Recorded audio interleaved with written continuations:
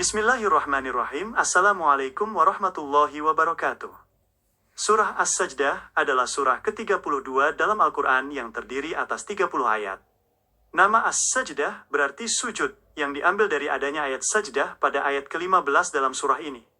Ketika ayat tersebut dibaca atau didengar, umat Islam disunahkan untuk melakukan sujud tilawah sebagai bentuk ketundukan dan pengagungan kepada Allah Subhanahu wa Ta'ala.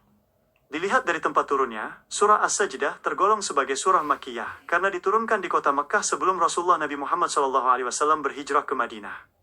Pokok bahasan utama dalam surah Makkiyah, termasuk surah As-Sajdah, berfokus pada penanaman akidah yang kokoh.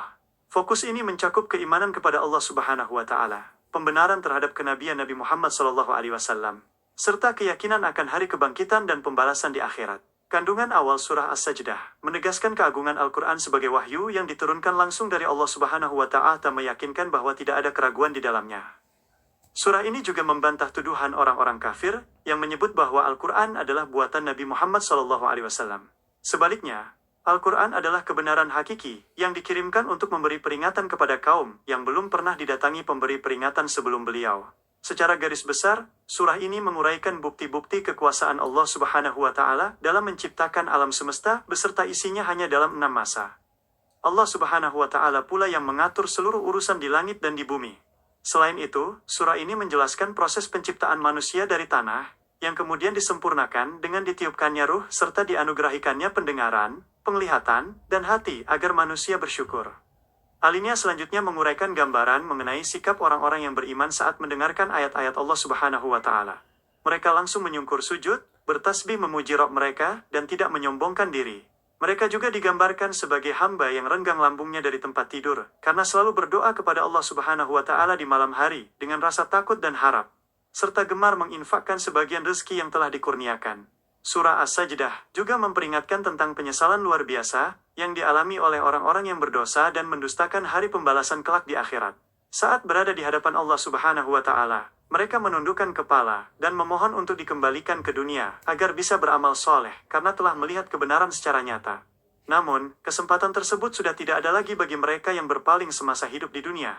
Di dalam surah ini, Allah Subhanahu wa Ta'ala memberikan penegasan mengenai keadilannya dalam memberikan balasan kepada seluruh hamba. Sungguh tidak sama kedudukan antara orang-orang yang beriman dengan orang-orang yang fasik. Bagi orang yang beriman dan beramal soleh, Allah Subhanahu wa Ta'ala menyediakan surga-surga tempat tinggal sebagai pahala atas apa yang telah mereka kerjakan. Sedangkan tempat kembali bagi orang-orang fasik adalah neraka. Sebagai ikhtibar dan pelajaran bagi umat manusia, surah As-Sajdah menyajikan kisah Nabi Musa alaihissalam yang dianugerahi kitab Taurat oleh Allah Subhanahu wa Ta'ala. Allah Subhanahu wa Ta'ala menjadikan pemimpin-pemimpin di antara Bani Israel yang memberi petunjuk dengan perintahnya selama mereka bersabar dan meyakini ayat-ayat Allah Subhanahu wa Ta'ala. Hal ini menjadi penghibur dan penguat keteguhan hati bagi Nabi Muhammad SAW dalam menjalankan dakwah.